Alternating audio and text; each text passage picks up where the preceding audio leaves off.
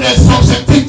Car c'est l'objectif qui permet à Dieu de prendre qui permet aux hommes de prendre des résolutions. Si tu n'as pas d'objectif, tu ne te lèves pas. C'est parce que tu as des objectifs que tu n'arrives pas à bien dormir, que tu veux te lever très tôt le matin pour aller faire ton bon photo. C'est à cause de tes objectifs que tu ne dors pas. Tu es obligé de te lever pour aller au plateau. S'il n'y a pas d'objectif, on ne se lève pas.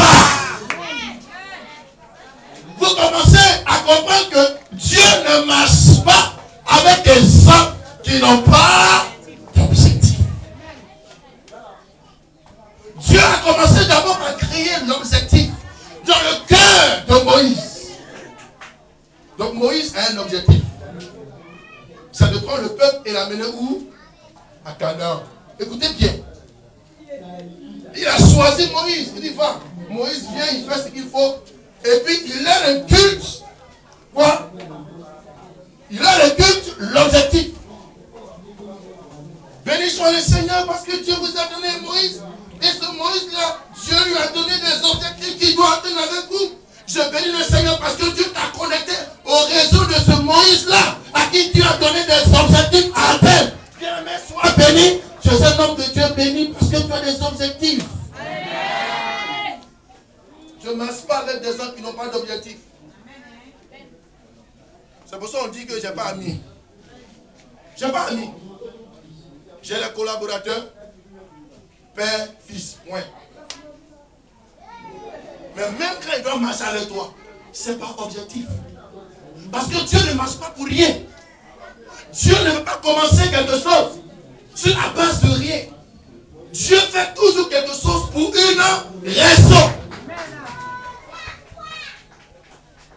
Je suis heureux de rencontrer un homme qui s'assoit, qui réfléchit et qui a des objectifs venant de la part de Dieu. Soyez heureux pour ça. Vous n'avez pas bien dit amen.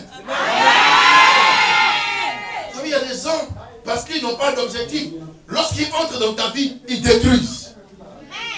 Seul celui qui a des objectifs sait comment il a fait pour avoir sa sauce. Mais celui qui entre dans ta vie et qui n'a pas d'objectif peut détruire cette chose-là. Et remarque avec moi que tu as commis beaucoup d'erreurs. Tu as échoué parfois parce que tu as laissé rentrer des gens qui n'avaient pas d'objectif dans ta vie. Donc ne pensez pas que le peuple d'Israël, lorsqu'ils sont en train de partir à Canaan, c'est une promenade. Il y a un objectif. Dieu a annoncé qu'il serait prisonnier et qu'il serait délivré à Abraham. Pour une raison. Parce qu'ils doivent aller récupérer la terre qui leur appartient. Tu t'engages, c'est pourquoi? Demande à quelqu'un, c'est pourquoi? Tu as dit oui là, c'est pourquoi? Tu as dit non là, c'est pourquoi? Faut toucher le voisin, dis-lui, tu es assis ici là, c'est pourquoi? Voilà. Parce que si tu ne sais pas quel est l'objectif que Dieu veut pour toi et que tu es assis là, tu vas détruire. Mais plutôt que tu as compris que l'homme de Dieu a des objectifs et qu'avec toi, tu dois aussi rentrer dans ces objectifs-là, tu marches au pas. Quand il dit arrêtons-nous, on voit le peuple de Dieu faire quoi? S'arrêter. Comme Moïse dit, on s'en va de même, le peuple part. Tous ceux qui ont été rebelles dans cette construction d'objectifs, Dieu les a tués. Ne jouez pas avec les choses dans lesquelles se trouve l'objectif de Dieu. Parce qu'il y a beaucoup de gens qui jouent. Tout à l'heure, je vous ai dit comment faire les gens menteurs. Les gens sont menteurs parce qu'ils ne connaissent pas l'objectif de Dieu dans ta vie. Dieu a des objectifs avec toi. Sinon, en temps normal, voilà ce qui s'est passé, on connaît. Il y a longtemps, tu es parti aussi. Il y a des gens qui priaient beaucoup, qui jeûnaient plus que toi, qui sont partis. C'est pas parce que tu es mieux qu'eux. Actuellement, il y a des gens qui sont poussés au sud. Mais c'est parce que tu as des objectifs que Dieu te garde. Donc, Moïse, lorsqu'il commence la marche, c'est en ayant des objectifs. l'église ne peut pas marcher, ne peut pas évoluer sans objectif.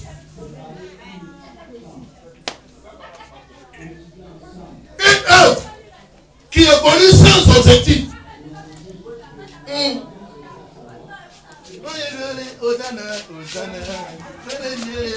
On s'amuse. Mais le cri était chic. Et puis on est la semaine prochaine. Mais le cri était intéressant.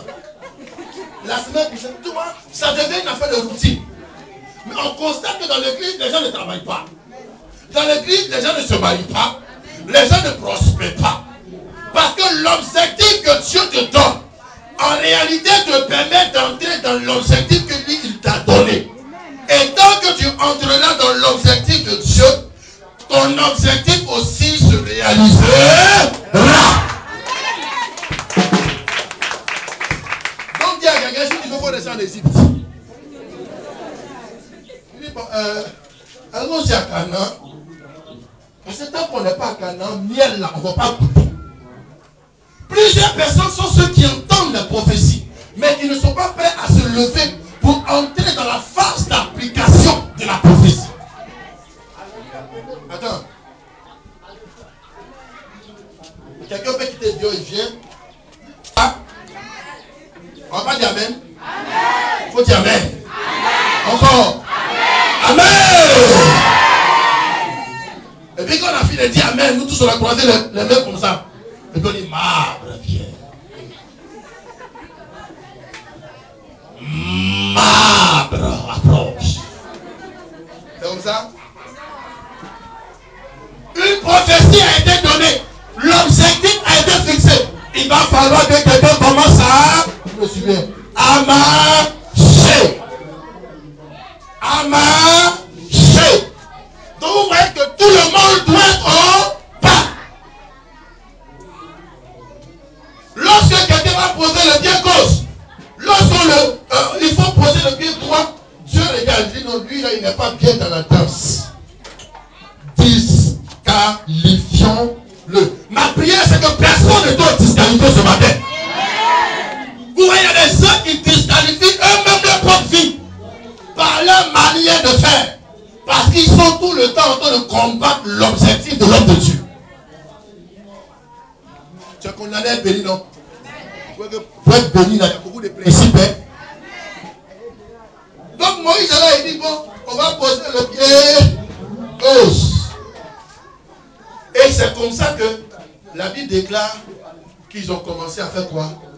À arriver à la mer. La mer s'est ouverte. On connaît l'histoire.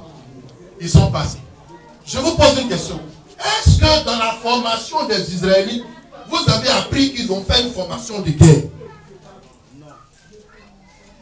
Quand ils étaient en Égypte, est-ce que des gens apprenaient à faire guerre? Ils n'étaient pas des guerriers. Il y a des situations qui vont s'imposer en toi pour que véritablement certaines facultés cachées. Tu n'as pas compris, non? Amen. Tu vas comprendre, ne t'en fais pas. Amen. La Bible dit qu'ils sont arrivés quelque part où? À Rephidim. Amalek. Demande à quelqu'un, il y a quoi? Demande. Je n'aime pas ça. Quand vous demandez il y a quoi à la maison, là, c'est comme ça vous faites. Il y a quoi? Je te fais quoi? Voici quelqu'un qui quitte à l'esclavage. Il s'en va à Canaan. J'étais pas insulté. J'ai fait quoi? Pour ne rien, tu commences à m'attaquer. Beaucoup de chrétiens ici se posent la question. Mais j'ai fait quoi? En réalité, tu as fait.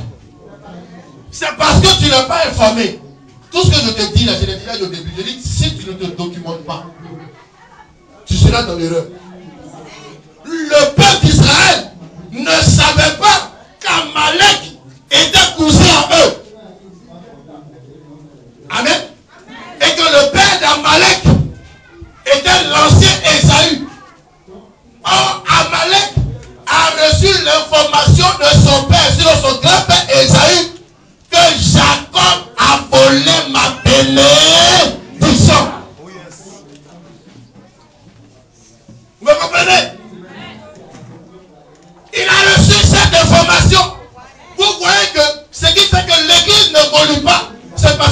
ne cherche pas à s'informer. Si tu cherches à t'informer, en priant, Seigneur, quels sont les ennemis de cette œuvre? Seigneur, quels sont ceux qui persécutent cette œuvre? Seigneur, quels sont ceux? Dieu va te représenter. Mais tout ce qui t'intéresse, Seigneur, bénis-moi. Oh, tant que l'homme ne décolle pas, toi aussi tu ne décolles pas. Vaut mieux connaître ton ennemi. Parce qu'il y a des gens, toi qui ne meurs pas, tu ne peux pas avancer. Mais en malheur, tout il sait. Vos parents savent. Ils savent. Ils ont les informations qu'il faut sur vous. Vous me comprenez? En malheur, tout il sait. Donc, ceux qui sont pour venir, on a fait quoi? C'est vous qui ne savez pas. Si je suis comme je suis aujourd'hui, c'est parce que votre grand-père a volé ce qui me revenait de droit. Donc, c'est un problème familial. Quelqu'un comprend? C'est vraiment un problème familial. Beaucoup de choses pour lesquelles on prie pour toi aujourd'hui, c'est venu de ta famille. On cherche, on court, c'est venu de quelque part. Des gens qui prennent leur poids. Quand on va arriver, si tu nous vois la route, ok? Donc on marche. Quand on voit Canaan, combien d'enfants de Dieu sont là, ils voient la gloire. Et quand ils veulent entrer dans la gloire, alors si tu me suis. Quand ils veulent entrer dans la gloire, ils sentent qu'il y a quelqu'un. Tu entends ma main. Faut être avec moi. Il y a quelqu'un qui retient leur main. Il y a quoi même? Esprit, tu es vaincu. C'est pas fait de vaincu. Amen. Tu es en train de dire, mais il y a quoi même? Qu'est-ce que j'ai fait? Attends, tu ne me connais pas. Moi, je ne te connais pas. Je suis jamais allé au village. On s'en fout de ça.